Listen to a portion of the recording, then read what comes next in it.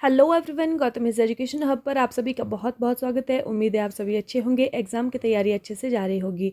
आज 17 जनवरी 2025 और आज के करंट अफेयर की क्लास आप लोगों के लिए। आइए चलते हैं, शुरू करते हैं हमारा करंट अफेयर सेशन। सिंगापुर ने किस भारतीय को अपना सर्वोच्च गैर नागरिक सम्मान ऑनरेरी सिटीजन अवार्ड से सम्मानित किया है? Singapore has honoured which Indian with its highest non civilian honour, the honorary citizen award? तो इसका सही आंसर हमारे पास होने वाला है तरुण दास। किसको सम्मानित किया गया है? तरुण दास जी को सम्मानित किया गया है। ये जो तरुण दास जी हैं, ये भारत सिंगापुर संबंधों को मजबूत करने में उनके महत्वपूर्ण योगदान के लिए इनको यह अवार्ड मिला है। और ये भारतीय उद्योग परिसंघ CII के पूर्व महानिदेशक हैं। ठीक है। नवस्थापित भारतीय हल्दी बोर्ड का मुख्यालय कहाँ है? Where is the headquarter of the newly established Indian turmeric board? तो इसका सही आंसर हमारे पास होने वाला है निजामाबाद। निजामाबाद कहाँ पर है? निजामाबाद तेलंगाना स्टेट के अंदर है। ठीक है। अभी देखिए, हमने कुछ समय पहले, 1-2 दिन पहले हमने पढ़ा था कि जो भारतीय हल्दी बोर्ड है उसका जो उद्घाटन किया गया है नई दिल्ली से वर्चुअली, इसका उद्घाटन किया गया था पीयूष गोयल जी के द्वारा। ठीक है। तो अभी लेकिन इसका जो हेडक्वार्टर है वो कहाँ पर है? वो है निजामाबाद तेलंगाना के अंदर। ये भी आप लोगों को याद रखना है, क्वेश्चन इंपॉर्टेंट है। जनवरी 2025 में इजराइल और उग्रवादी फिलिस्तीन समूह हमास के बीच शांति समझौते पर कहाँ हस्ताक्षर किए गए थे? Where was the peace deal between Israel and militant Palestinian group Hamas signed in January 2025?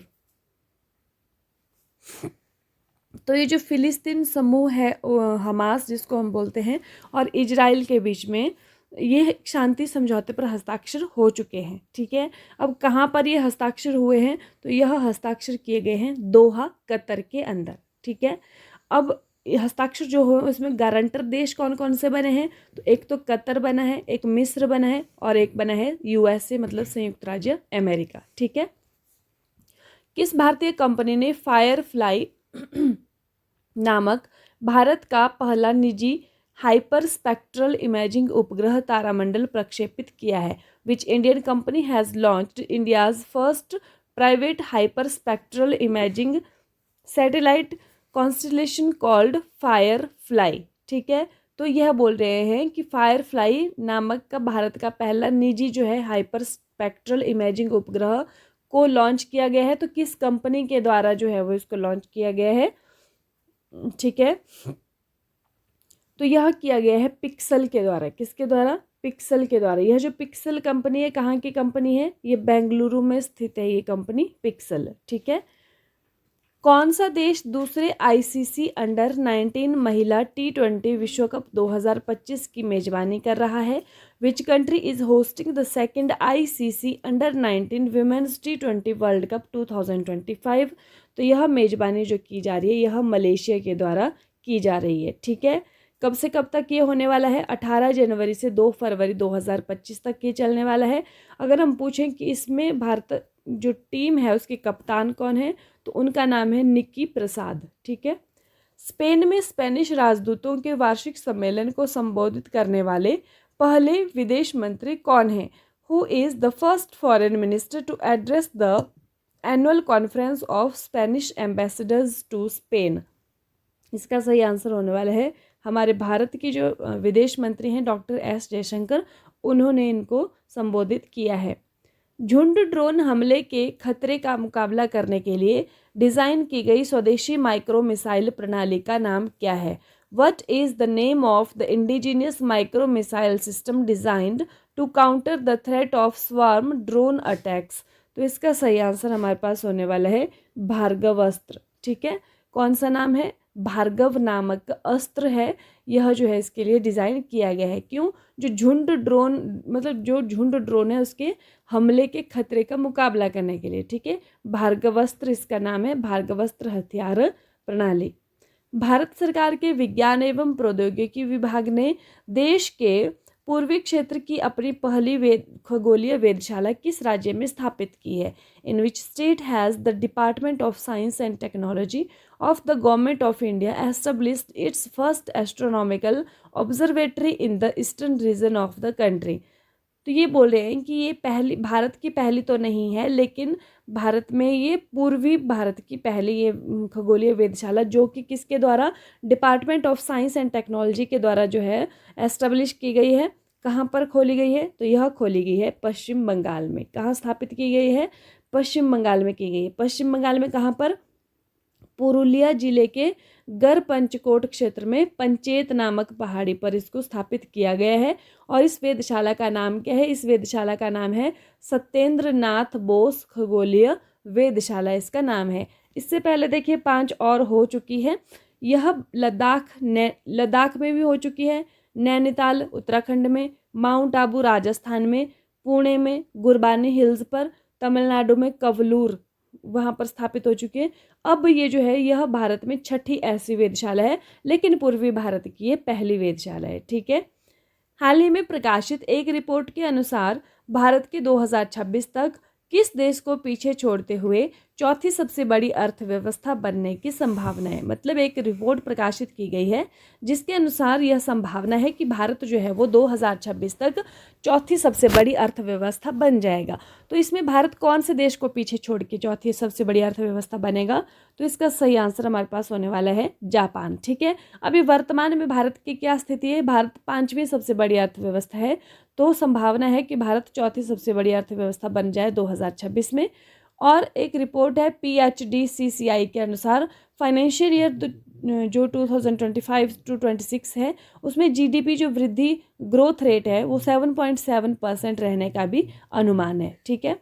भारतीय नौसेना की परियोजना 75 के तहत बनाई जाने वाली अंतिम पनडुब्बी का नाम क्या है। What is the name of the last submarine to be built under Project 75 of the Indian Navy? तो इसका सही आंसर हमारे पास होने वाला है INS वागशीर। ठीक है।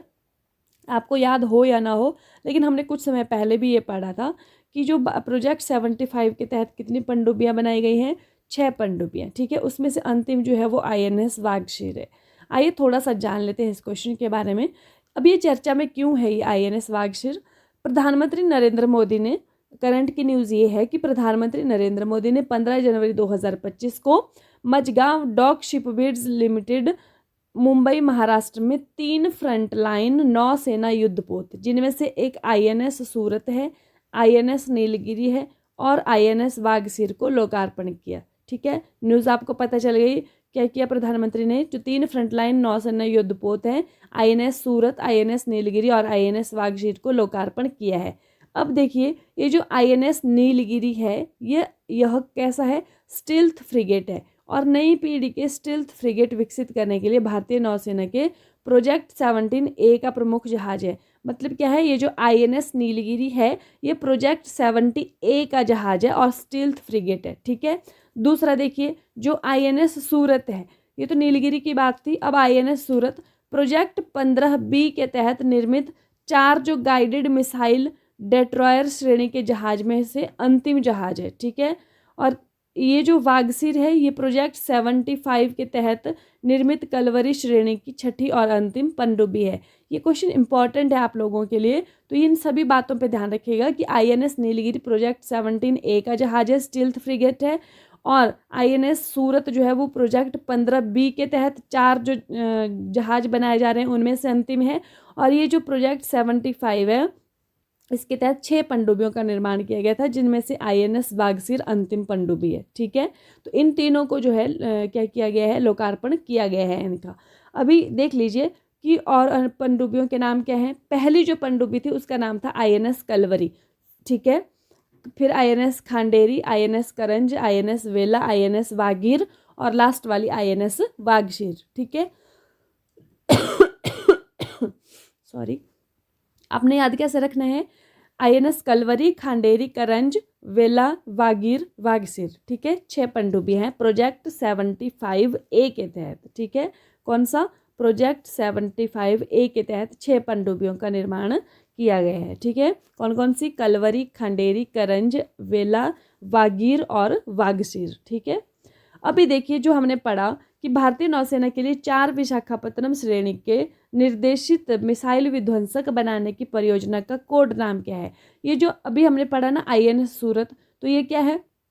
ये गाइडेड मिसाइल विध्वंसक है, ठीक है। तो ये कौन सी प्रोजेक्ट के तहत है? प्रोजेक्ट 15B के तहत है, ठीक है। क्या नाम है इसका? Project 15B। तो और इसमें क्या क्या बनाए गए हैं? INS विशाखापत्तनम, INS मोरमुगाओ गाओ, IND इम्फाल और INS सूरत। तो ये 4 बनाए गए हैं। देखिए लास्ट में कौन है? INS सूरत, जो कि अभी लोकार्पण किया गया है मोदी जी के द्वारा, ठीक है। तो ये आपको ध्यान रखना है।